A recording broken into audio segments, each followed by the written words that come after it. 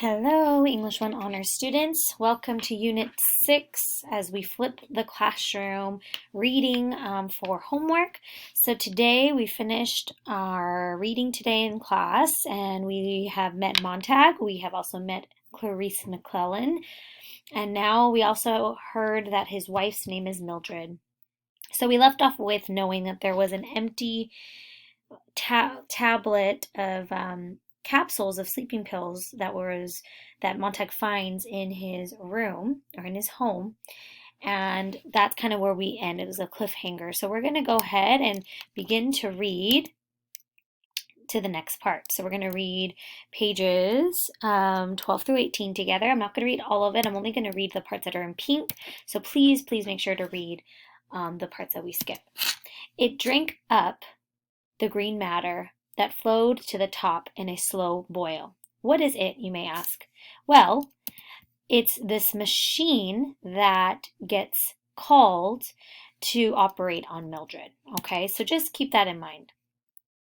Did it drink of the darkness? Did it suck out all the poisons accumulated with the years? It fed in silence with an occasional sound of inner suffocation and blind searching. It had an eye. The impersonal operator of the machine could, by wearing a special optical helmet, gaze into the soul of the person whom he was pumping out. What did the eye see? He did not say. He saw, but did not see what the eye saw. The entire operation was not unlike the digging of a trench in one's yard. The woman on the bed was no more than a hard stratum of marble they had reached. So this whole particular part really shows, and this is a perfect word, an impersonal dehumanization. It's a theme that you're going to see a lot, that people aren't really 100% there in what they're doing. And which, if we all can be honest, sometimes we do that to ourselves too, right? We're in class, you may zone out, you may not even be fully present, you may be somewhere in your mind or dreams or blank. It could be totally blank. So we're going to continue on. Hell, the operator's cigarette moved on his lip. We get these cases 9 or 10 a night. Got so many starting a few years ago, we had the special machines built. Wow. So these cases of people overdosing on sleeping pills happen 9 to 10 times a night. I can't imagine that that's the kind of society we live in, where everyone is either attempting to commit suicide or to this severe number. Obviously, we know that suicidal tendencies and thoughts and depression are all things that do pop up, you hear in the news, but 9 to 10 cases a night, that's a lot. So we're going to read a little bit about how Montag deals with this. So Montag begins to think of, because you'll read that it was only an hour that, he comes home, he has to call emergency to help with his wife, who doesn't seem like she is breathing correctly. And then he begins to, which on the last part, you may kind of be like, why this? 1 drop of rain, Clarice. Another drop, Mildred. A third, the uncle. A fourth, the fire tonight. 1, Clarice. 2, Mildred. 3, uncle. 4, fire. 1, Mildred. 2, Clarice. I want you to guess what is happening. Why are we reading just these random lists of different nouns? And then at the very end, I don't know anything anymore, he said, and he let a sleep lozenge dissolve on his tongue. So even after the fact that his wife had to be operated for taking too many, he himself takes a sleeping pill.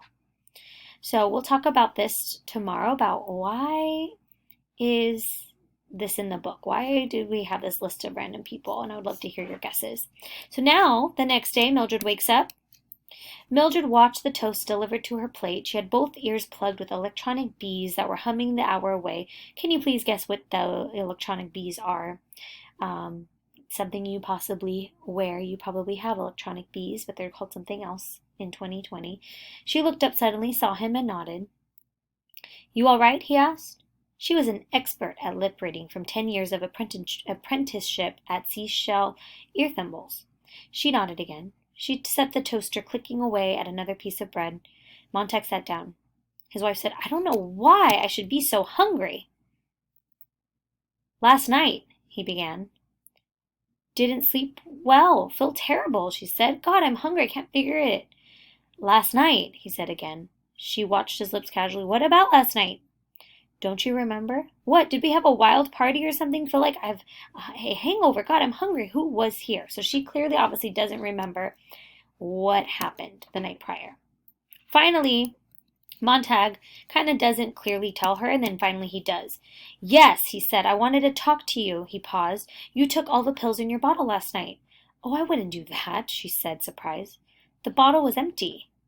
I wouldn't do a thing like that. Why would I do a thing like that? She said. Maybe you took 2 pills and forgot, and took 2 more and forgot again, and took 2 more, and were so dopey you kept right on until you had 30 or 40 of them in you. Heck, she said. What would I want to go and do a silly thing like that for? I don't know, he said. She was quite obviously waiting for him to go. I didn't do that, she said. Never in a billion years. So she's obviously in great denial. You are going to finish reading. There is something that she wants Montag to buy. You're going to read all the way to this point, and you're going to answer some of the questions that are going to be posted as well for homework, and be ready to discuss what you have read. All right, thank you, and have a great evening.